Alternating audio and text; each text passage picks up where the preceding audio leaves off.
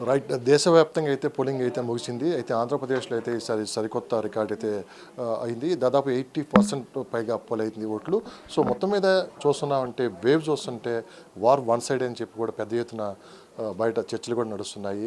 మీరు Ichchapuram to the Pithapuram వరకు మీరు కూడా దాదాపు సామాన్య ప్రజలు కూడా కలిసి వాళ్ళ అభిప్రాయం కూడా కనుక్కున్నారు. ఓవరాల్‌గా ఆంధ్రప్రదేశ్‌లో ఓటింగ్ శాతం చూసిన తర్వాత సో, ప్రజలు ఎటువైపు ఉన్నారని మీరు భావిస్తున్నారు? మేము ఒకటేనండి. ఫస్ట్ మేమేమనుకున్నామంటే ఇచ్చాపురం ప్రతి దిక్కున కూడా ఎప్పుడు కూడా అధికార పక్షానికి ఓట్ల శాతం పెరిగింది అంటే యాంటీ ఓటింగ్ అని అర్థం. మేము 76% వస్తే మాత్రం గవర్నమెంట్ కూటమి గవర్నమెంట్ ఫామ్ చేస్తుంది అని అనుకున్నాం. కానీ 82% వచ్చింది. అంటే ఈ వేవ్ ఒకటి వచ్చింది. మేము డౌట్ వచ్చి జనాలు కూడా అడగడం జరిగింది. ప్రతి ఒక్కరిని కూడా అడిగితే మేమేమనుకున్న పథకాలు పనిచేసాయా, ప్రేక్షకులు ఏంటి, మొత్తం జనాలు ఏంటి, బాటలు తీశారు, ఎప్పుడు చూడలేదు, అసలు 7 గంటల నుంచే కాపలాలు కాశారు ఏంటి అని నేను అడిగి మొత్తం టోటల్ అందరిని అడిగితే అందరూ ఒకటే చెప్పారు, మేము కూటమికి వేస్తాం. ఓకే, అది డౌట్ నుంచి మేము క్లారిటీ చేసుకొని మొత్తం ప్రేక్షకులు అందరినీ కూడా మాట్లాడడం జరిగింది, అందరితో కూడా చెప్పడం జరిగింది, అడగడం జరిగింది. పిఠాపురం వెళ్ళాం. పిఠాపురం వారు వన్ సైడే ఉంది. 2 o'clock ముద్రగడ పద్మనాభ గారు వెళ్ళిపోయారు.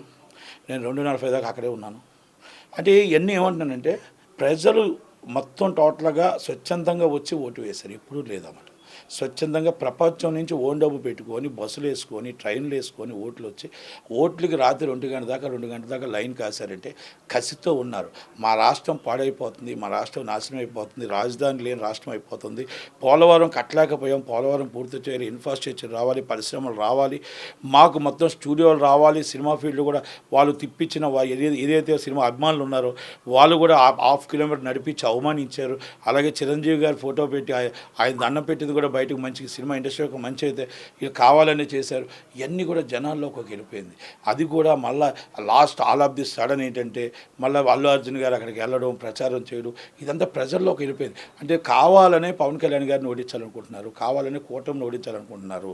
కనుక ఒక తల్లి సపోర్ట్ చేయలేదు, చెల్లి సపోర్ట్ చేయలేదు, ఇంట్లో వాళ్ళకే సపోర్ట్ లేని ప్రజలేం సపోర్ట్ చేస్తాం. కానీ ఆ మూడ్లో మొత్తం టోటల్గా ఎక్కడి నుంచి వచ్చిన జనాలు అందరూ కూడా కసితో ఓటేశారని మాత్రం నేను చూశాను. కసితో ఓటేశారు. ప్రేక్షకులు June 4 మనకి ఓటు రిజల్ట్ వస్తుంది. దాని ప్రకారం మేము చూస్తే 100% కూటమి గవర్నమెంట్ ఫామ్ చేస్తుంది.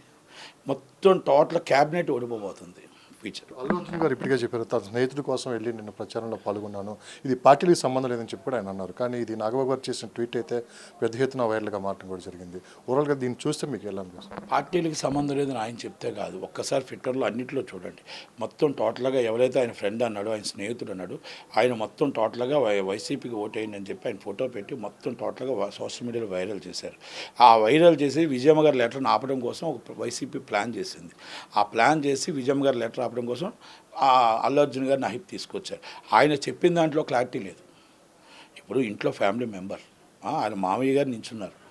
ఎవరైనా సరే మేఘా మహావృక్షం నుంచి వచ్చిన వాళ్ళే ఈరోజు పెద్ద హీరోలు అయిపోవచ్చు, ఎవరైనా మేబీ చాలా పెద్దలు అవ్వచ్చు, అవ్వాలని కోరుకుంటాం, మనం అవ్వాలని బాగుండాలని కోరుకుంటాం. కానీ ఆయన నా వ్యక్తిగతంగా అలాగ వెళ్ళడం అనేది అంటే అక్కడ 10 సంవత్సరాల నుంచి మొత్తం నిద్రాహారాలు లేకుండా కష్టపడుతున్న ఒక మీ ఫ్యామిలీ మెంబర్ని మనం అవమానించినట్టు అవుతుందేమో అనేది జనాలకి అనుకుంటున్నారు.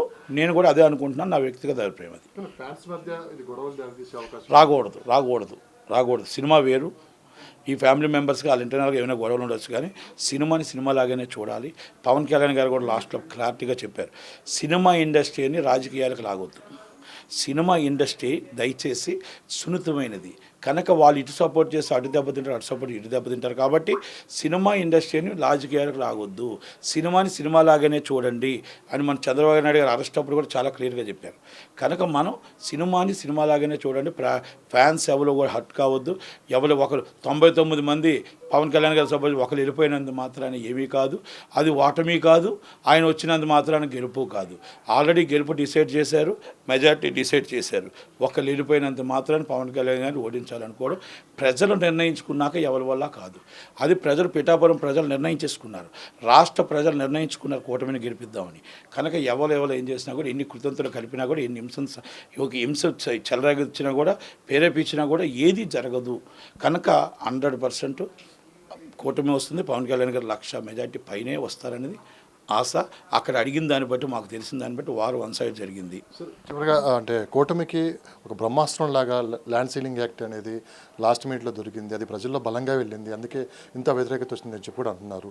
సో మీరు పరిశీలించిన దాన్ని బట్టి ఈ ల్యాండ్ యాక్ట్ ఎంతవరకు ప్రజల్లోకి నెగిటివ్ వెళ్ళింది అనుకో?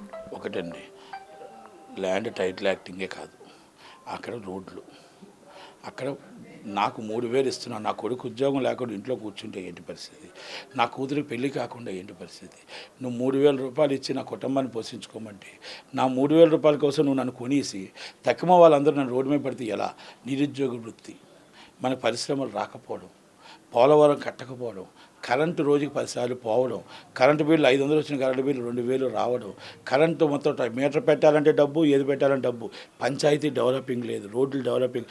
ల్యాండ్ టైటిలింగ్ యాక్ట్ అనేది అర్థమైపోయింది. మా ల్యాండ్లో కూడా దోచుకుంటారేమో, దాచుకుంటారేమో, అమ్మో రేపు ఉదయం ఈ రాష్ట్రానికి వస్తే మన అంధకార్యం అయిపోద్దేమో, ఇప్పుడు ఇంత బీభత్సం చేస్తున్నారు, రేపు ఉదయం ఎంత బీభత్సం వస్తుందని ఇప్పుడు ఎలక్షన్లో చూశారు. ఇప్పుడు ఎలక్షన్ అయింది, అయిన మరుక్షణం ఇప్పటికీ కూడా పారామిలిటరీ కాపలా కాస్తున్నాయి. మన రాష్ట్రం అలాగైపోయింది, మన పరిస్థితి అలాగైపోయింది. కనుక ఎప్పుడూ చూడలేదు, కనివిని ఎరగని హింసాత్మక సంఘటనలు ఏ రోజు చూడలేదు. ఎప్పుడో మన చిన్నప్పుడు రాయలసీమలో మొత్తం టోటల్గా అంత ఫ్రాక్షనరీ అనేవారు, తర్వాత లేదు, తర్వాత ఇప్పుడు మళ్ళీ కనబడుతుంది. బీహార్లో మాట్లాడుకునేవారు, ఇప్పుడు ఇక్కడ మాట్లాడుకుంటున్నాం. ఈరోజు ఇప్పటికీ కూడా ఎలక్షన్ అయిపోయి 48 అవర్స్ అయినా కూడా ఇప్పటికీ అదుపులో రాని పరిస్థితుల్లో ఉన్నాం. ఇది జగన్మోహన్ రెడ్డి గారి పాలనకు నిదర్శనం.